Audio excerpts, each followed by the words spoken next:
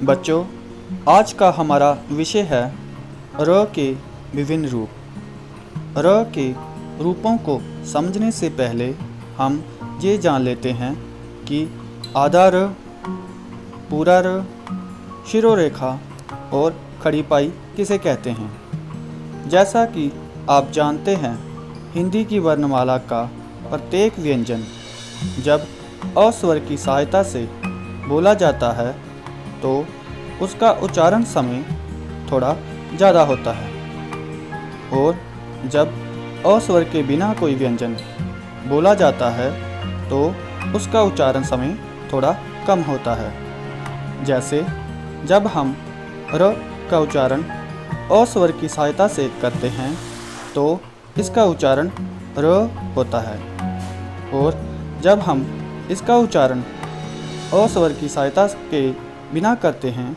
तो इसका उच्चारण र होता है। अब आप समझ गए होंगे कि र का जब स्वर की सहायता से उच्चारण किया जाता है तो वह पूरा र होता है, और जब र का उच्चारण स्वर के बिना किया जाता है तो उसे आधा र कहा जाता है। बच्चों, जहाँ पर र के नीचे जो रेखा लगी हुई है इसे हल चिन्ह कहते हैं। हल चिन्ह हमेशा उस वर्ण के नीचे लगा होता है जो वर्ण आधा होता है।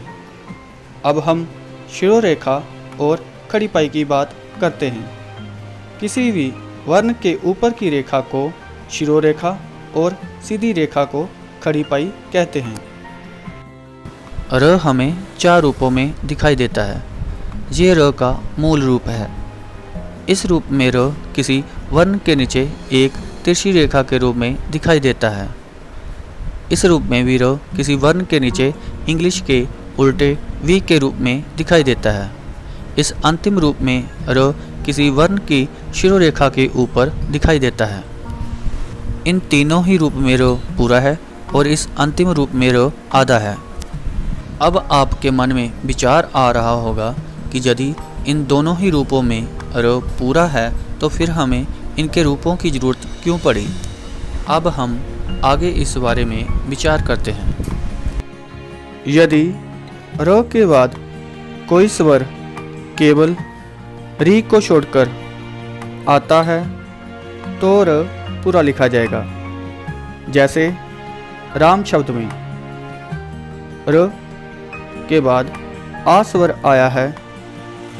रेत शब्द में र के बाद ए स्वर आया है। रैली शब्द में र के बाद ए स्वर आया है। रीढ़ शब्द में र के बाद ई स्वर आया है। इन सभी शब्दों में र के बाद कोई ना कोई स्वर आया है, इसलिए इन शब्दों में र अपने मूल रूप में ही लिखा जाएगा। अब हम र के इन 2 रूपों की बात करते हैं। ये दोनों ही रूप र के पदेन रूप हैं।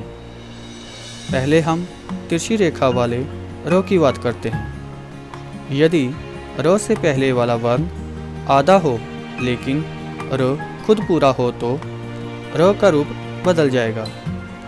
तब र पहले वाले आधे वर्ण के नीचे तिरछी रेखा के रूप में आएगा। जैसे प्रकार शब्द में प आधा है और र पूरा है। क्रम शब्द में क आधा है और र पूरा है।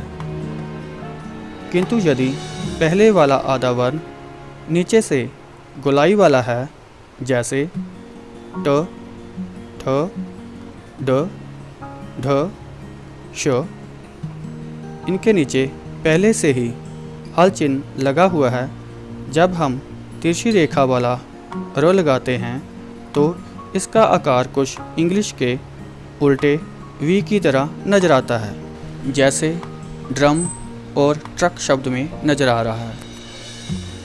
आखिर में र के आधे रूप जिसे रेफ भी कहते हैं, इसके बारे में बात करते हैं। यदि र खुद आधा हो तो वह बाद वाले वर्ण के ऊपर आएगा।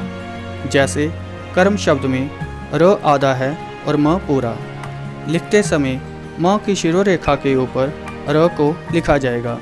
उच्चारण करते समय र का उच्चारण म से पहले किया जाएगा। इसमें 3 वर्ण आधे दिए गए हैं। कुछ लोग इसका उच्चारण वत्सर्य करते हैं, जो कि एक गलत उच्चारण है। इसका उच्चारण वत्स्य है। र का उच्चारण त और स से पहले किया जाएगा। र के साथ री अथवा री की मात्रा का प्रयोग नहीं होता है।